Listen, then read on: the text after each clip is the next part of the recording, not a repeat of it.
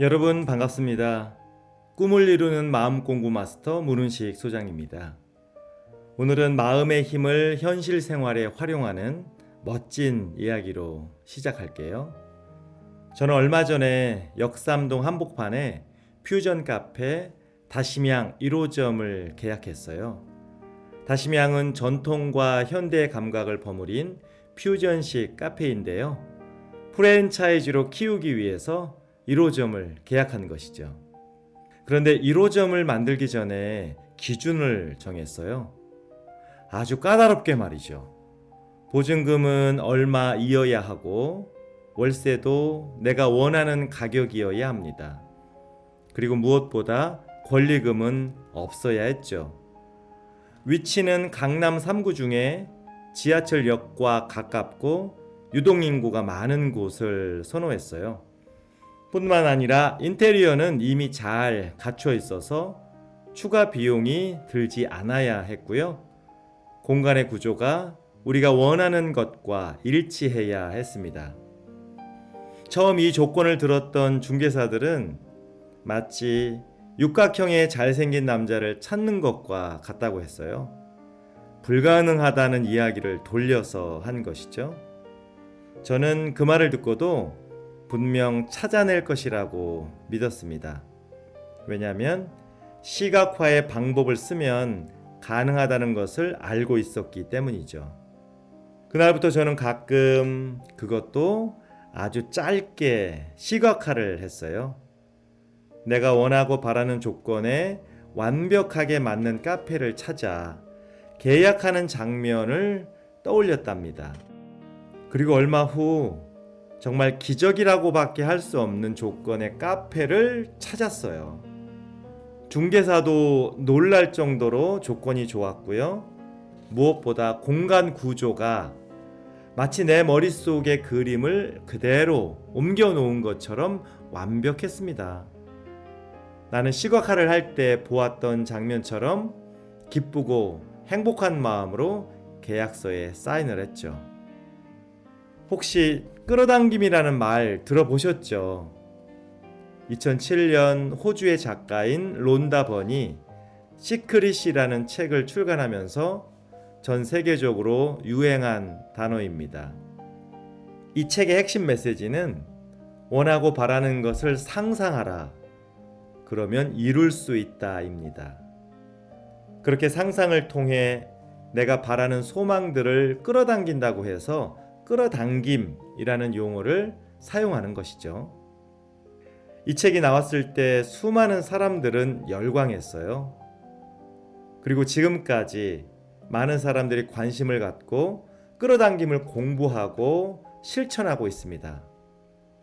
물론 반론도 많이 있어요.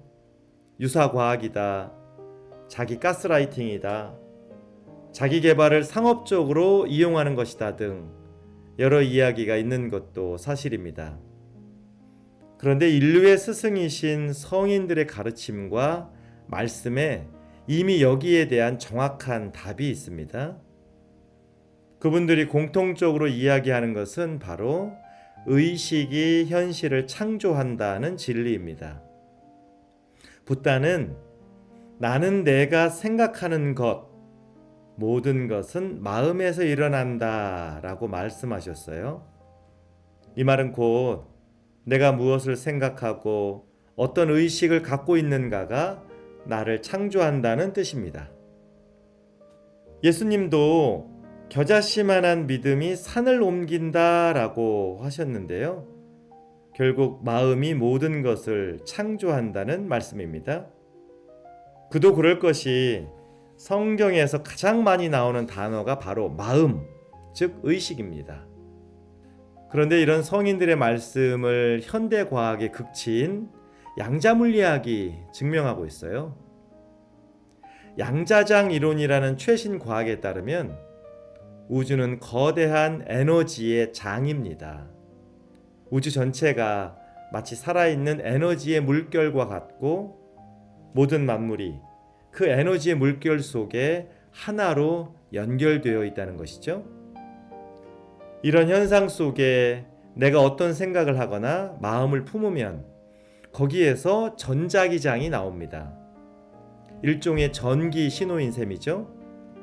그리고 이 전자기장은 그대로 우주의 에너지장과 서로 소통합니다.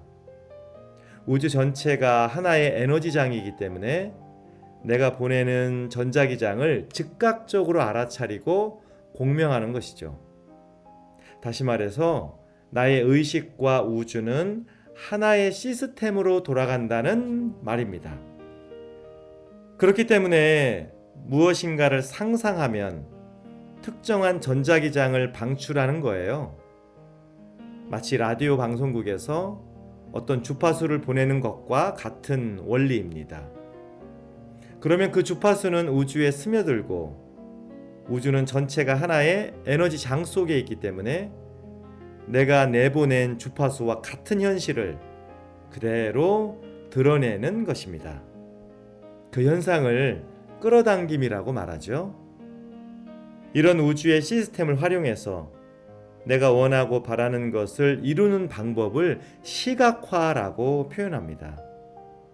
미국의 영성가이자 강연자였던 네빌 고다드라는 사람이 압둘라라는 스승에게 배워서 전파한 방법이죠. 나는 이 시각화를 통해 내가 원했던 카페 자리를 정확히 그리고 완벽하게 찾아냈습니다. 자, 그럼 이제부터 시각화의 원리를 배워봅시다. 사실 의외로 간단하거든요.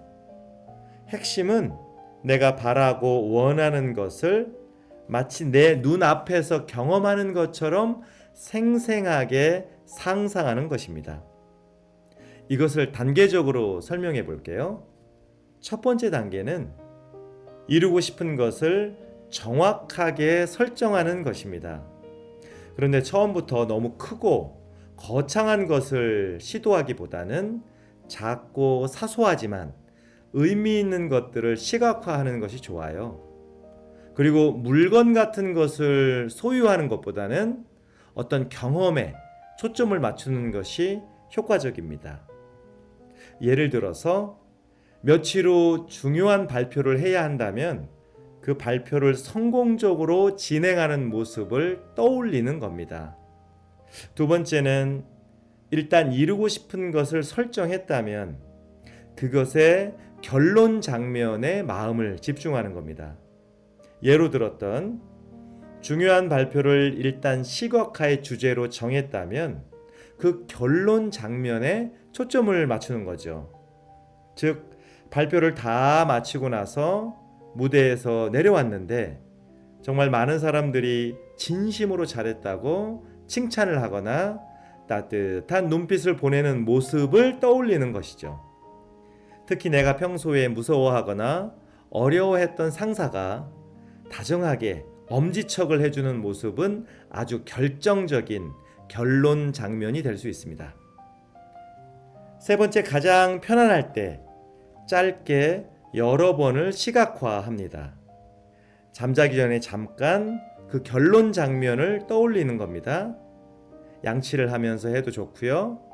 산책을 하거나 차를 한잔하면서 시각화를 하는 겁니다.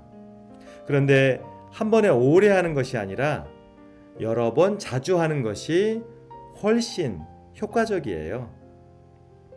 네 번째는 시각화를 할 때 느끼는 좋은 감정을 몸이 기억하도록 합니다. 결론 장면을 떠올리다 보면 기분이 좋아요. 행복한 마음과 보람을 느끼기도 하죠. 그 감정을 충분히 느껴서 몸이 기억하도록 하는 겁니다. 몸이 그 감정을 기억한다는 것은 감정을 느낄 때 그 감정이 몸의 구석구석에 스며든다는 느낌으로 감정을 맛보라는 뜻입니다. 몸이 그 감정을 기억하면 마치 커다란 자석으로 변해요. 그래서 내가 상상하고 느끼는 감정의 주파수에 맞는 현상을 끌어오는 것입니다. 여기까지만 해도 원하고 바라는 대부분을 시각화를 통해서 경험할 수 있는데요. 한 가지를 더 알려드릴게요. 시각화의 마지막 단계라고 할 수 있죠. 바로 떨어져서 바라보기입니다. 즉, 결정적 장면이나 결론의 모습을 시각화할 때 그 상황 속에 있는 나를, 나의 의식이 한 걸음 떨어져서 바라보는 것입니다. 마치 내가 영화 속의 한 장면에 들어가 있다고 생각하고 이를 관객석에서 바라보라는 것이죠. 흐뭇하고 편안한 마음으로 그저 바라보기만 하면 됩니다. 이 과정을 잘 할수록 내가 원하고 바라는 것은 쏜살같이 내 앞에 나타날 거예요. 시간의 편차를 넘어서서 거의 동시에 경험할 것입니다. 중요한 것은 얼마나 진실하게 그리고 한결같이 연습하고 훈련하느냐에 달려 있어요. 그러면 모두가 오직 마음의 힘, 의식의 권능으로 원하고 바라고 뜻하는 모든 것들을 창조하고 경험할 수 있죠. 여러분 모두가 그 주인공이에요. 꿈을 이루는 마음공부 마스터 문우식 소장이었습니다.